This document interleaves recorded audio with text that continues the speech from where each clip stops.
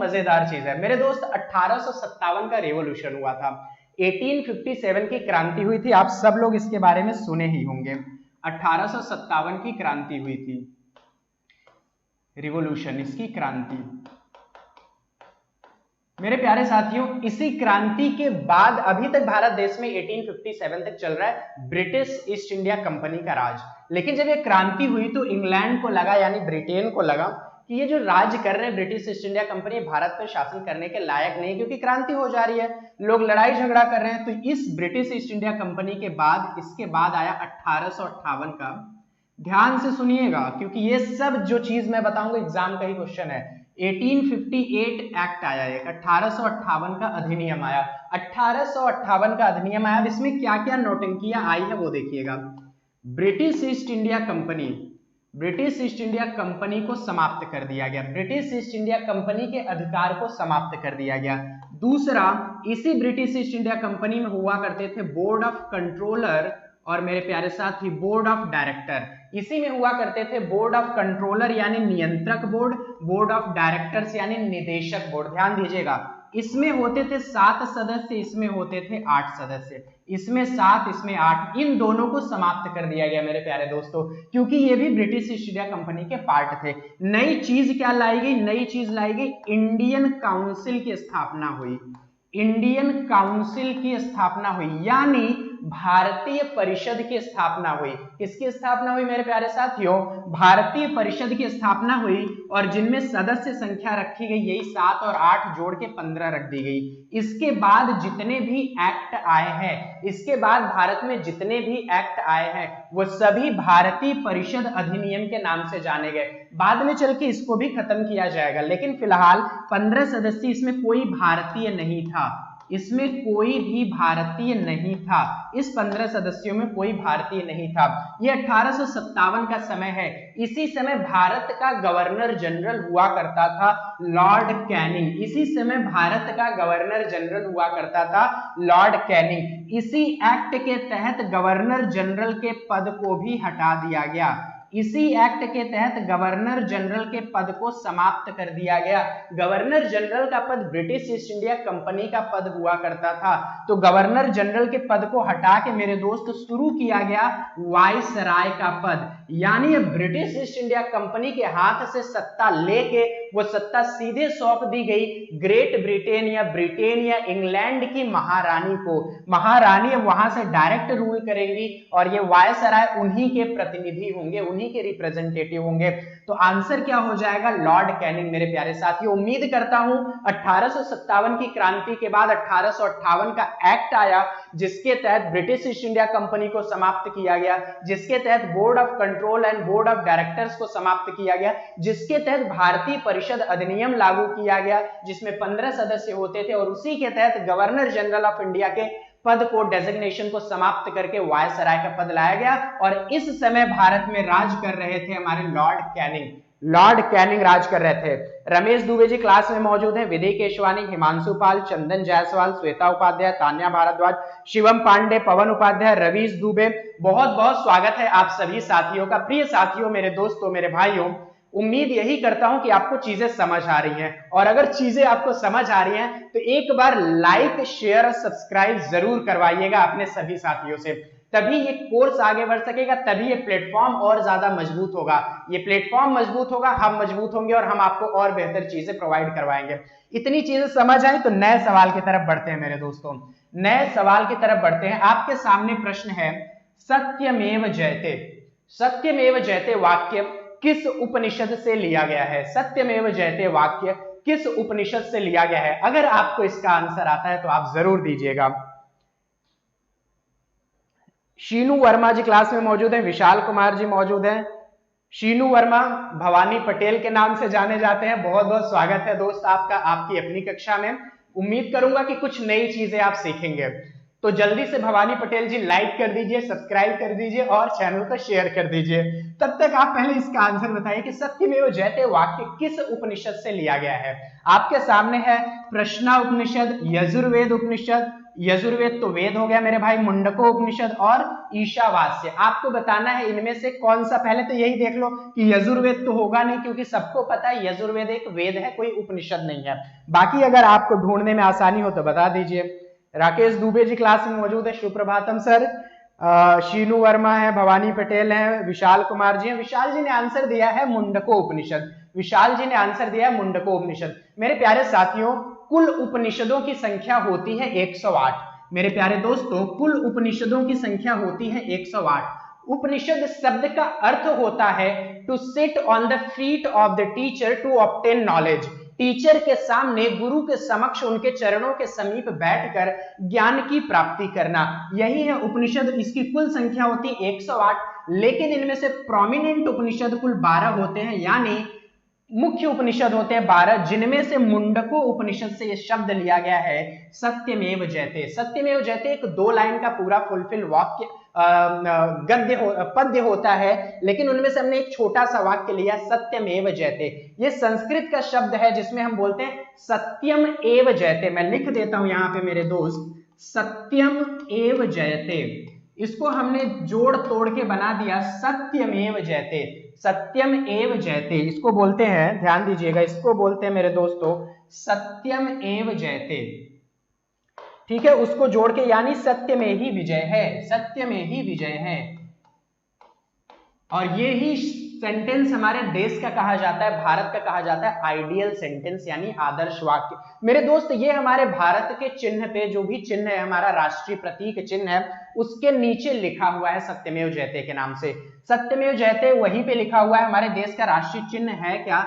सिंह स्तंभ से, अशोक स्तंभ बोलते हैं इसको, सिंह स्तंभ भी बोलते हैं। क्या बोलते हैं मेरे प्यारे साथियों? भारत का जो राष्ट्रीय चिन्ह है इसको बोलते हैं सिंह स्तंभ। इसमें 4 शेर एक दूसरे की तरफ पीठ करके बैठे हुए, 4 शेर हैं एक दूसरे की तरफ पीठ करके बैठे हुए हैं। अशोक ने, अशोक नाम सुना होगा, अशोक वर्धन मौर्य, वही अशोका जिसने कलिंग बैटल लड़ा हुआ था। मैंने आपको एंशिएंट हिस्ट्री में भी इनके बारे में बताया था। अशोक ने 250 ईसा पूर्व में इसको बनाया था, जब तीसरी बौद्ध काउंसिल करवाया था।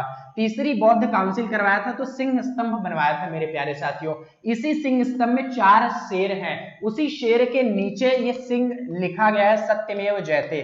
आपको ये बताना कि सत्यमेव जयते को भारत का आदर्श वाक्य किसने बोला था कि इसको बनाना चाहिए?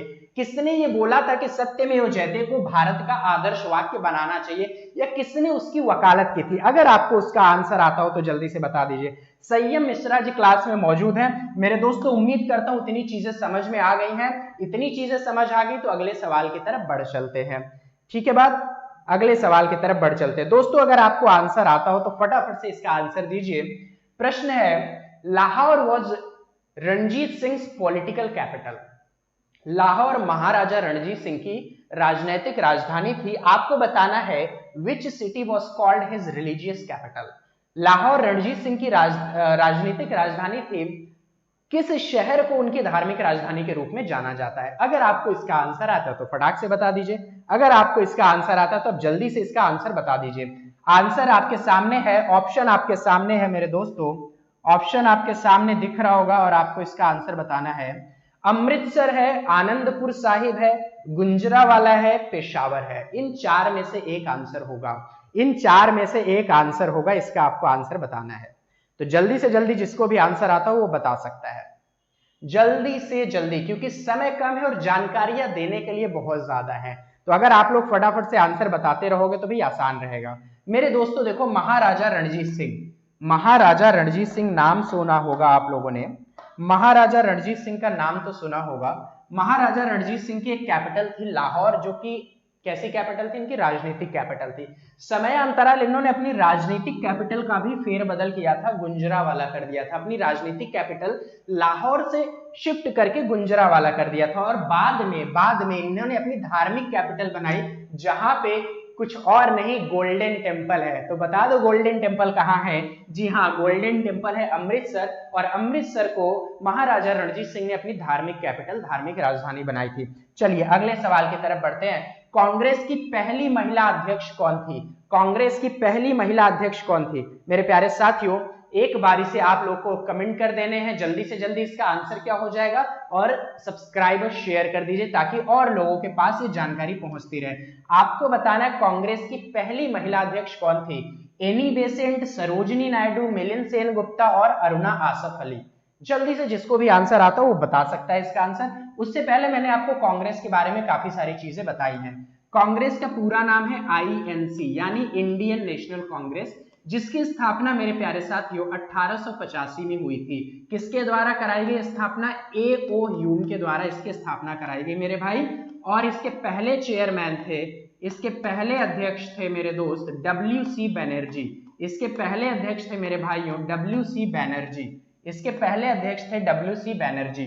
ठीक है बात। इस पहली मीटिंग में कहा गया कि हर साल एक अधिवेशन होगा, और ऐसे एक अधिवेशन आया 1917 का। 1917 के सेशन में एनी बेसेंट को उसकी अध्यक्षा के रूप में चुना गया। एनी बेसेंट को अध्यक्षा के रूप में चुना गया। अगर आपसे सवाल पूछे कि नेशनल कांग्रेस की पहली महिला अध्यक्ष कौन थी, मेरे प्यारे भाइयों, मेरे प्यारे साथियों, आंसर हो जाएगा श्रीमती एनी बेसेंट। लेकिन मेरे दोस्तों अगर आपसे इस तरीके का सवाल पूछे कि प्रथम भारतीय महिला अध्यक्ष कौन थी कांग्रेस की, प्रथम भारतीय महिला अध्यक्ष कौन थी कांग्रेस की, तो आंसर हो जाएगा मेरे दोस्तों सरोजिनी नायडू। 1925 का समय है। सरोजिनी नायडू 1925 में कानपुर के अधिवेशन में मेरे दोस्तों, कानपुर के अधिवेशन में इन्होंने अध्यक्षता की थी। कानपुर के अधिवेशन में अध्यक्षता की थी। लोग इंप्रेस होकर इनको अध्यक्षता दिए थे। कारण इसका ये रहा, मैं आपको समझाता हूं। लंदन में गई हुई थी ये 1925 में ही। लंदन में इन्होंने इंग्लिश में अपना लेक्चर दिया था, अंग्रेजी में भाषण दिया था, और जिससे लोग बहुत ज्यादा इंप्रेस हुए थे। और इंप्रेस होने के बाद कानपुर इंडियन नेशनल कांग्रेस की अध्यक्षता स्वीकार कर ली थी सरोजिनी नायडू ने, इनको दे दिया गया था। तो भारत की पहली महिला अध्यक्ष कौन? भारत की नहीं, कांग्रेस की पहली महिला अध्यक्ष हो जाएंगी एनी बेसेंट, और कांग्रेस की पहली भारतीय महिला अध्यक्ष हो जाएंगी सरोजिनी नायडू। इस चीज को क्लियर रखिएगा। एनी बेसेंट बनी थी 1917 में और ये बनी थी 1925 में। इस बात को समझिएगा। इतनी चीजें समझ आई, आपको पता चला कांग्रेस पार्टी की स्थापना 1885 में एलन ऑक्टेवियन ह्यूम के द्वारा करवाई गई थी। पहली मीटिंग इसकी हुई थी बंबई में गोकुलनाथ तेजपाल संस्कृत कॉलेज में, और इसकी पहले चेयरमैन थे W.C. बनर्जी। ठीक है बात। अगर आपको आंसर एक और करना है तो आप बताइएगा कांग्रेस के सबसे कम उम्र के अध्यक्ष कौन थे? स्वतंत्रता से पहले, स्वतंत्रता के बाद नहीं। कांग्रेस के सबसे कम उम्र के अध्यक्ष कौन थे? आपको अगर आंसर आता हो तो जल्दी से इसका आंसर बता दीजिएगा। शीनू वर्मा जी ने आंसर बताया था ए, विशाल कुमार जी ने आंसर बताया एनी बेसेंट। अब आपके सामने पांचवा सवाल है, who was the chairman of the partition council? Who was the chairman of partition council? Partition council का मतलब होता है मेरे प्यारे साथियों, विभाजन परिषद का अध्यक्ष कौन था? विभाजन परिषद का अध्यक्ष कौन था? अगर आपको इसका आंसर आता हो तो जल्दी से जल्दी बता दीजिए। उससे पहले इसका निचोड़ मैं आपको देता हूं कि इस प्रश्न का सार क्या है। ये प्रश्न और आपको क्या क्या चीजें सिखा के जाएगा, देखिएगा। प्रश्न आपके सामने है मेरे दोस्तों, विभाजन परिषद के अध्यक्ष कौन थे? तो मैं आपको समझाता हूं कि देखो, एक समय है मेरे दोस्तों, एक समय है 1947। इस समय एक एक्ट आया, भारतीय स्वतंत्रता अधिनियम। भारतीय स्वतंत्रता अधिनियम, समझिएगा ध्यान से क्योंकि बहुत जरूरी है। भारतीय स्वतंत्रता अधिनियम आया मेरे दोस्तों। भारतीय स्वतंत्रता अधिनियम 1947 का एक्ट आया है। इसमें क्या चीजें कहेगी, इसमें देखिएगा, पॉइंट टू पॉइंट मैं आपको समझाता हूं, पॉइंट टू पॉइंट समझाता हूं। 20 फरवरी का दिन है, 20 फरवरी का दिन है। ब्रिटिश पीएम इस समय है क्लीमेंट एटली। ब्रिटिश पीएम है इस समय क्लीमेंट एटली।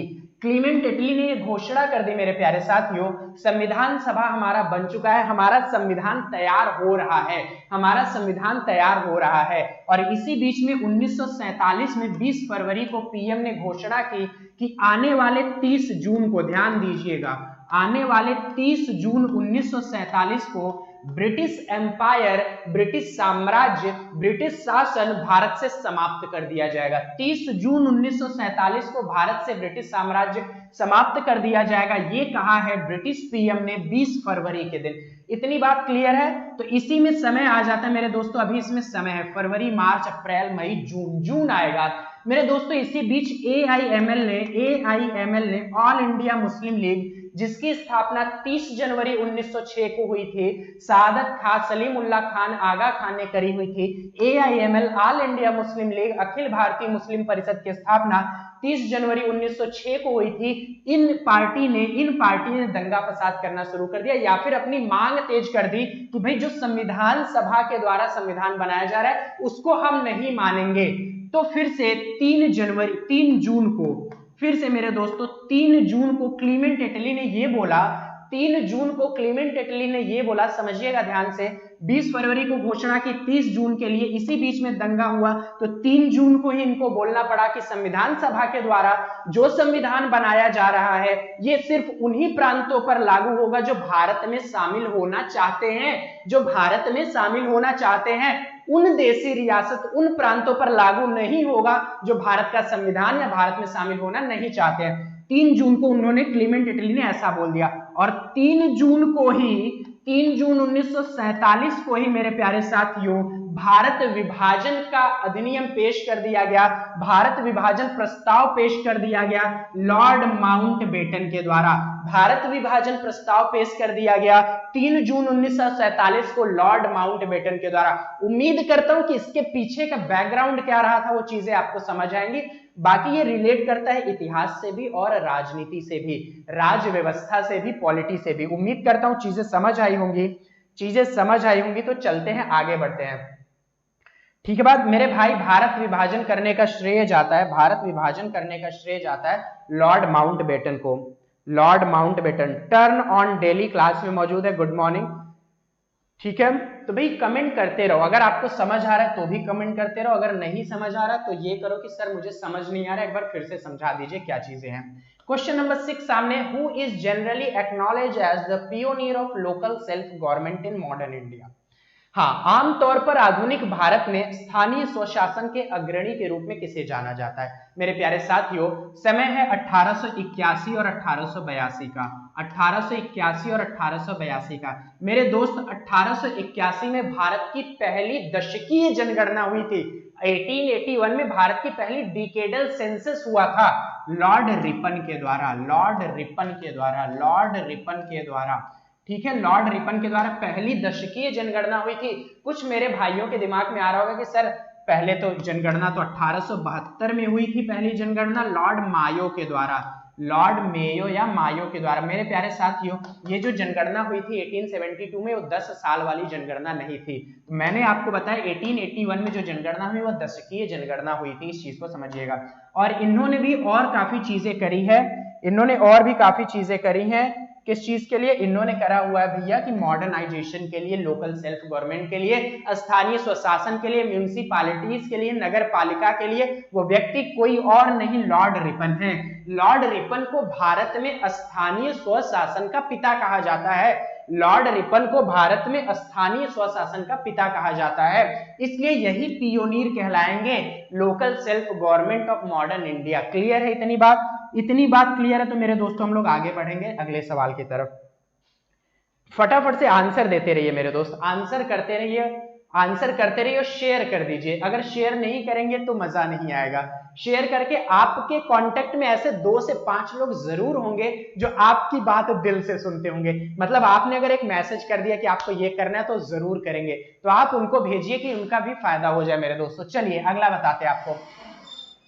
प्रश्न है आपके सामने, after the Bardoli Satyagraha the title of Sardar to Vallabh Bhai Patel was given by.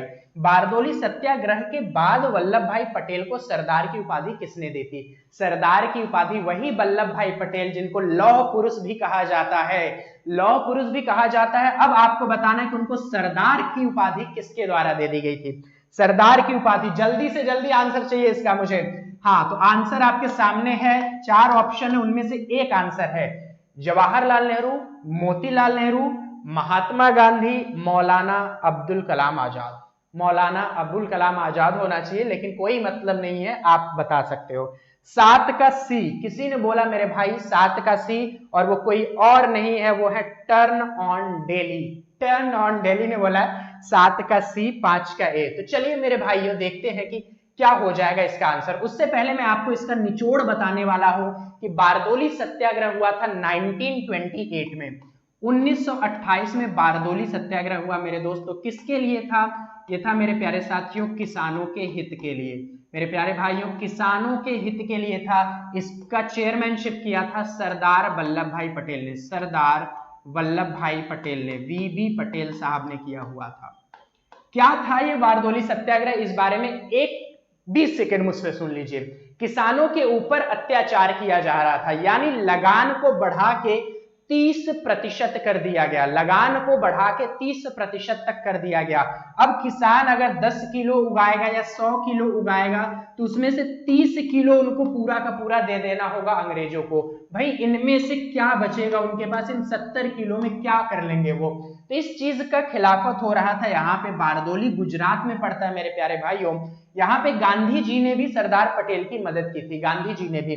तो जैसे ही तो सरकार को झुकना पड़ा मेरे दोस्तों, सरदार पटेल इतने बड़े राजनीतिकार थे कि सरकार को झुकना पड़ा और 30% से उस टैक्स को कर दिया गया, उस लगान को कर दिया गया 6%, 30% से उसको 6% कर दिया गया मेरे प्यारे साथियों। जिसके कारण से वहां की जनता ने, ज्यादातर महिलाओं ने पटेल साहब को बोला यू आर द सरदार, हिंदी में बोला आप सरदार हो। और इसी चीज को देख के महात्मा गांधी ने उनको एक टाइटल दे दिया सरदार का, महात्मा गांधी ने उनको टाइटल दिया सरदार का। लोगों के आंसर विशाल जी ने भी आंसर दिए हैं, किशन विश्वकर्मा भी क्लास में मौजूद हैं। गुड मॉर्निंग मेरे भाई, मेरे छात्र, आप क्लास में हैं, आप काफी लेट आए हैं। पहले आप लाइक कर दीजिए और अपने दोस्तों को भी बुला लीजिए, तभी मजा आएगा। 6-7 सवाल जो मैंने करा बहुत अद्भुत सवाल थे, देखिएगा जरूर। चलिए अगले सवाल की तरफ चलते हैं मेरे दोस्त। अगला सवाल है, Mohandas Karamchand Gandhi was called Mahatma by.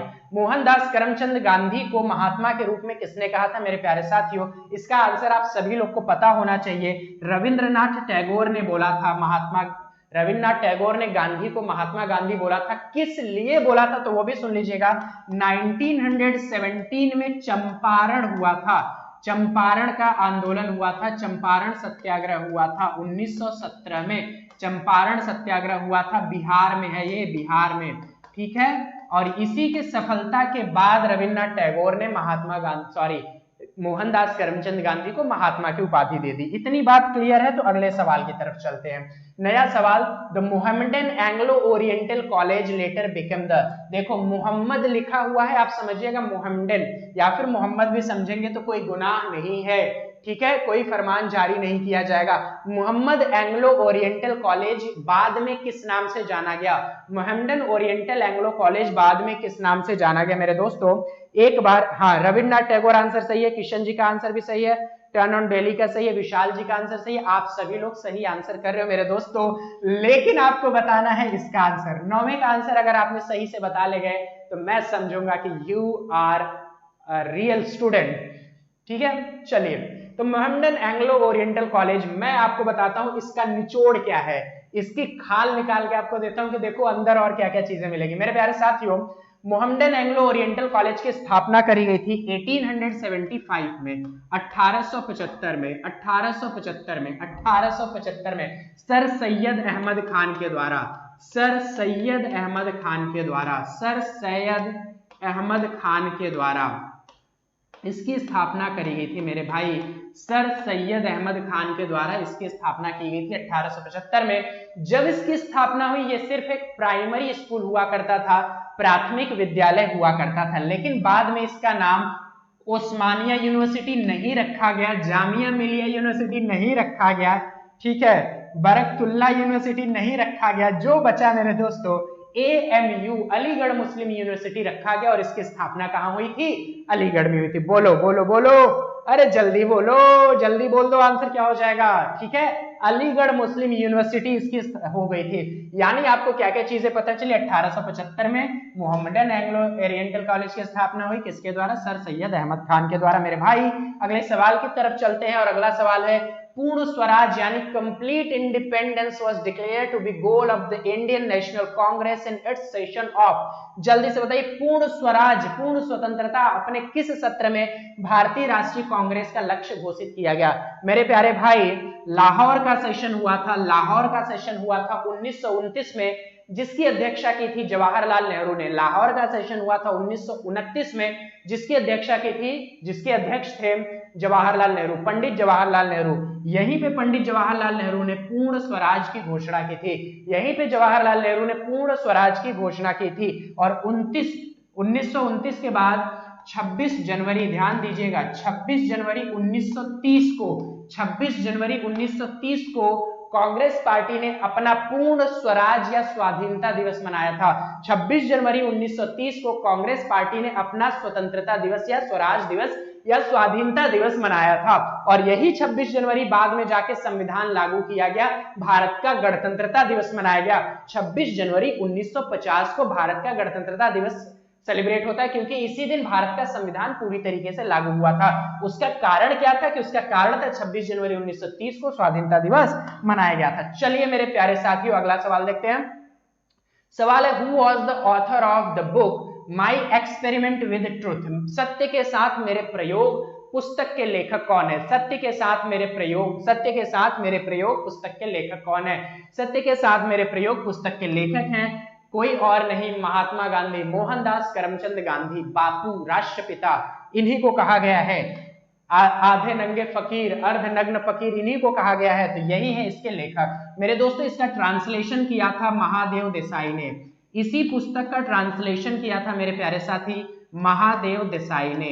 ठीक है बात, इस चीज को समझिएगा, महादेव देसाई ने इसका ट्रांसलेशन किया हुआ था, सत्य के साथ मेरे प्रयोग। उससे पहले गांधी जी ने इसको लिखा था, गांधी जी की बायोग्राफी है। चलिए चलिए चलिए, विशाल जी ने आंसर बताया था।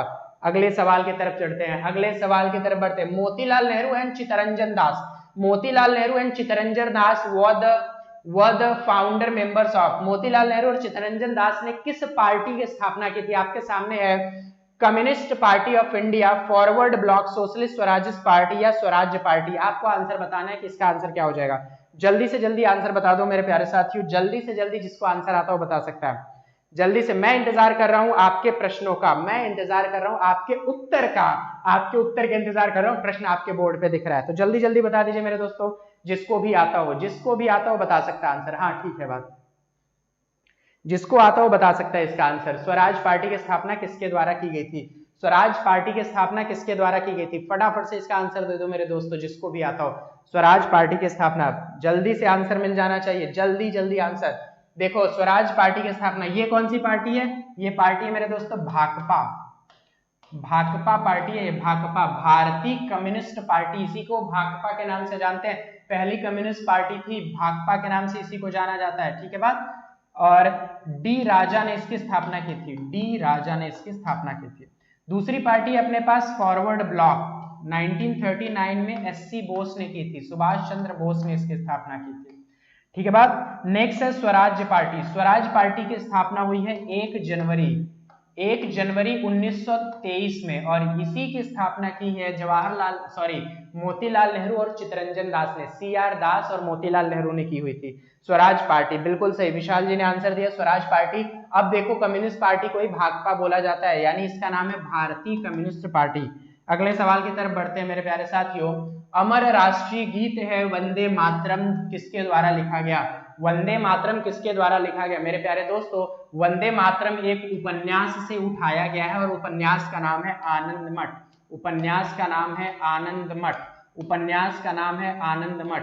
ये उपन्यास लिखने का श्रेय जाता है बंकिम चंद्र चटर्जी, ये उपन्यास लिखने का श्रेय जाता है बंकिम चंद्र चटर्जी, बंकिम चंद्र चटर्जी ने लिखा। वंदे मातरम को भारत का राष्ट्रीय गीत चुना गया था, वंदे मातरम को भारत का राष्ट्रीय गीत चुना गया था 24 जनवरी 1950 को, 24 जनवरी 1950 को वंदे मातरम को भारत का राष्ट्रीय गीत चुना गया था। 24 जनवरी 1950 को भारतीय राष्ट्रीय गान जनगण मन को भी भारत के संविधान सभा ने स्वीकार लिया था राष्ट्रीय गान के रूप में। ठीक है बात, इन दोनों को याद रखिएगा। 24 जनवरी 1950 को राष्ट्रीय गीत, 24 जनवरी 1950 को राष्ट्रीय गान। राष्ट्रीय गीत है वंदे मातरम, जो आनंद मठ उपन्यास से लिया गया, जिसको बंकिम चंद्र चट्टोपाध्याय ने लिखा है, और दूसरा जनगण मन रविन्द्रनाथ टैगोर ने लिखा है। ठीक है बात, इतनी चीजें समझ आई, तो आगे बढ़ते हैं।